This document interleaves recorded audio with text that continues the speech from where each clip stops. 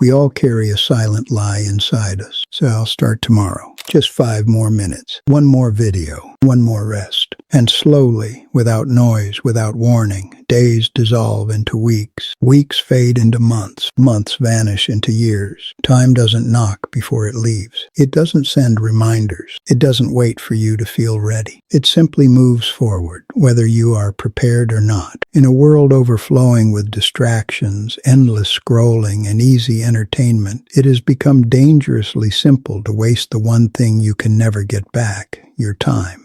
We protect our phones. We protect our money. We protect our reputation. But we rarely stop to protect our time. Yet time controls everything: your health, your dreams, your success, your future. What you do with your hours today determines who you become tomorrow. This is the story of Steve, a boy who almost lost his destiny because he believed time would always wait for him. Steve lived in a quiet village surrounded by green fields and dusty roads. He was sharp. He grasped ideas quickly. He dreamed of becoming successful, respected, and free. But Steve had one invisible enemy that followed him everywhere: laziness. Every morning his alarm rang. Every morning he pressed snooze. 5 minutes became 30. 30 became an hour. His day started late before it had even truly begun. When his books waited silently on the desk, his phone called out louder. When discipline required sacrifice, comfort provided an easier exit. When hard work demanded consistency, his mind invented excuses. Steve always told himself, "I'll study later. I'll start tomorrow.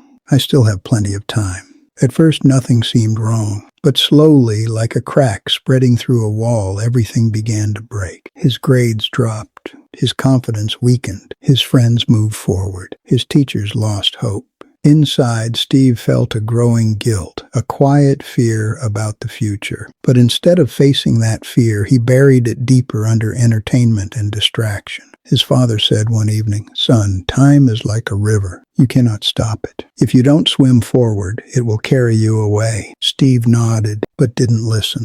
Then one afternoon, a traveling old man arrived in the village. His clothes were worn and simple, but his eyes carried the kind of wisdom that only comes from a life fully lived. After the crowd around him dissolved, Steve approached nervously. "Sir, I feel stuck. Everyone around me is moving forward. I keep delaying everything. I want to change, but I don't know how." The old man looked at him calmly and said, "Your problem is not intelligence, my child. Your problem is that you do not respect time."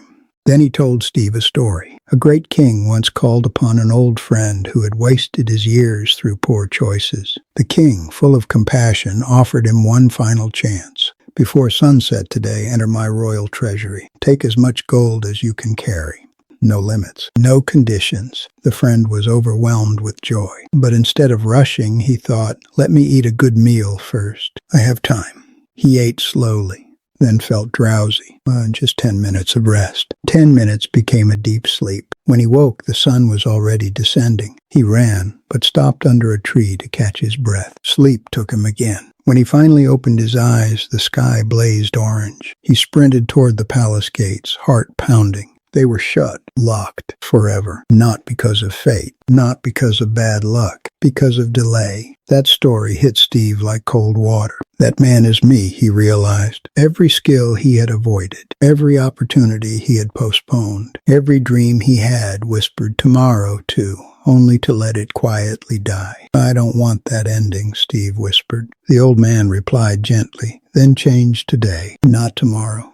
Today." And Steve did. Not all at once, not perfectly, but he began. He woke up early, even when it hurt. He chose one task and finished it before moving on. He turned off notifications. He replaced excuses with small daily actions. Some days he stumbled. Some days he failed completely. But he never stopped moving forward. Slowly, his results improved. His confidence returned. His mindset strengthened. Discipline stopped being something he forced. It became something he was. Here is what time has always known, even when you didn't. Every second you waste is a piece of your life you will never recover. You can fool the people around you. You can fool yourself, but you cannot fool time. Start now. Start messy. Start scared. Start with just one small step, because success does not belong to the most talented. It never did. It belongs to the most consistent. Share this with someone who needs to hear it today. Remember, respect time and time will respect you.